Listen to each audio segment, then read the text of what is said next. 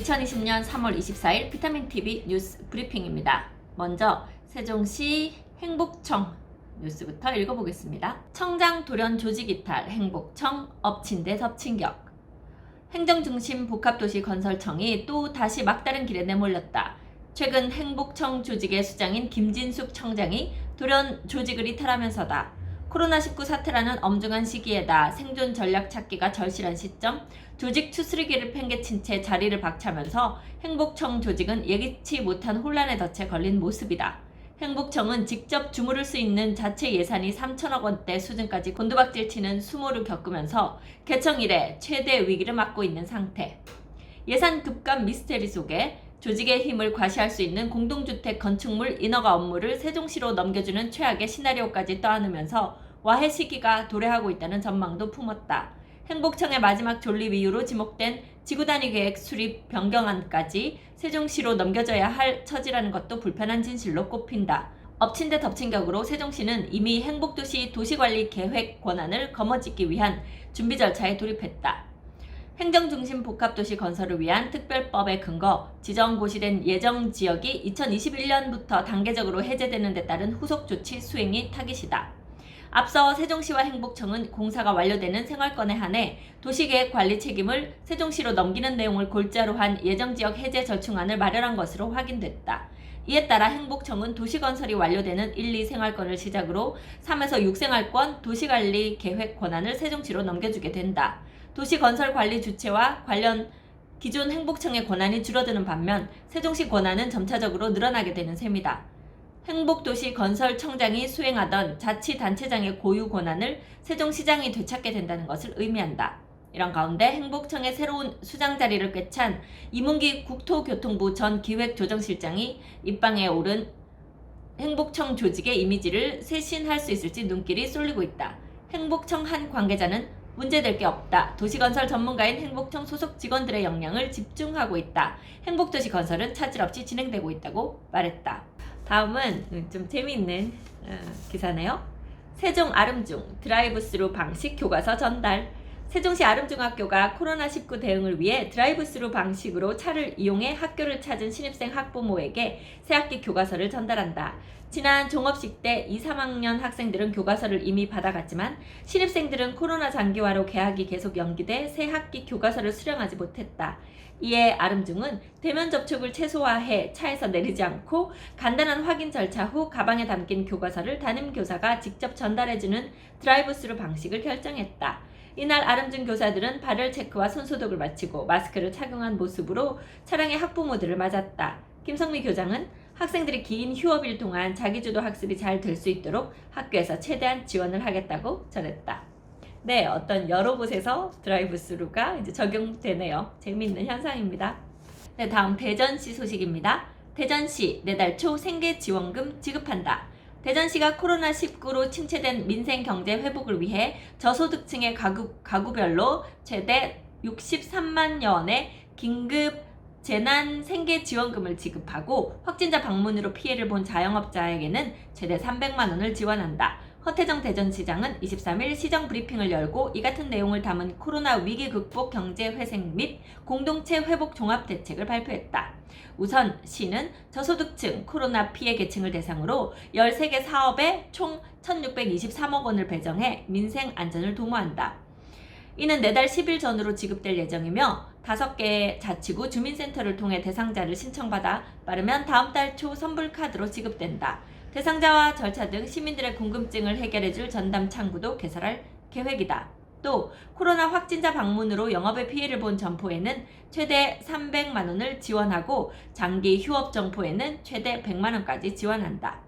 허 시장은 시는 컨트롤타워 역할을 할 비상경제대책본부를 운영하고 민생경제 회복을 위해 최선을 다할 것이며 코로나가 종식되는 날까지 철저한 위생관리와 사적인 모임 자제 등 사회적 거리두기에 시민들도 적극적으로 동참해달라고 당부했다. 네, 다음은요. 지역관광기업지원센터 선정, 대전, 세종 의기투합 빛났다. 대전시와 세종시가 지역관광기업지원센터 문화체육관광부 공모사업에 최종 선정됐다.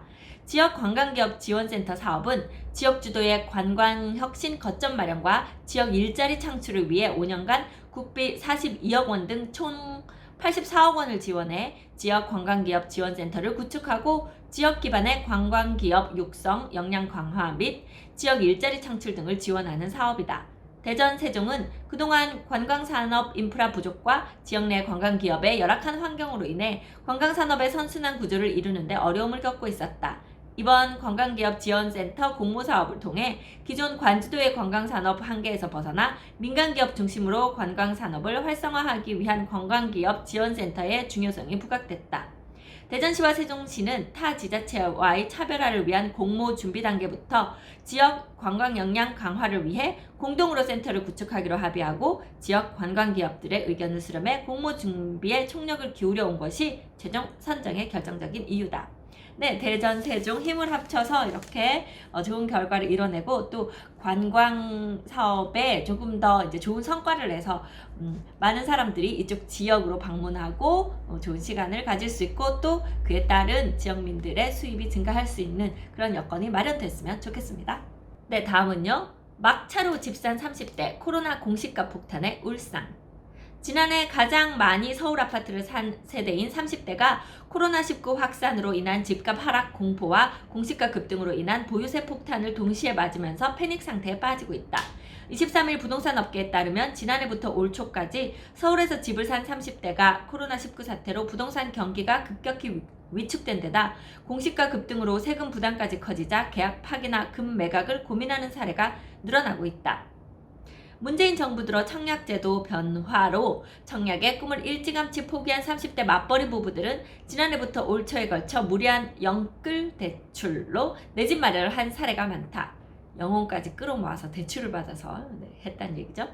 경제활동을 시작한 후 금융위기나 부동산 하락기를 제대로 겪어보지 않은 30대 부부들이 느끼는 집값 하락에 대한 공포감은 장기간 집을 보유해 이미 높은 수익률을 확보한 50대 이상 기성세대보다 클 수밖에 없다. 자산 대부분을 부동산이 차지하고 대출 원리금을 한 달에 수백만 원씩 갚아 나가야 하기 때문이다.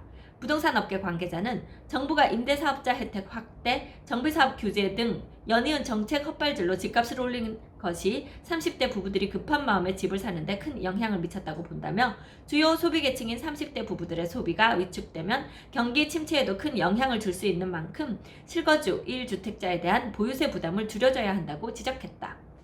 네, 이번에 그 공시가격이 많이 올라가면서 보유세에 대한 부담이 많이 늘었죠. 9억 원 이상 이렇게 되는 세대들. 어떻게 보면 보유세는 이제 그 재산이 많은 분들을 대상으로 하던 세였는데 이게 그 지금 인플레이션과 이런 것들에 의해서 그 수치가 전반적으로 상승한 데 비해서 보유세를 부담해야 되는 그 선은 그대로 유지되고 있어서 오히려 더 많은 사람들이 세금을 내야 되는 상황이 됐습니다. 네, 그 세금에 대한 부분은 조금 더 우리가 좀 의논을 좀 나눠봐야 하는 그런 문제일 것 같긴 하는데요. 국가가 막 이제 그냥 달려가니까 어쩔 수 없이 지금 끌려가는 모양이기는 하네요.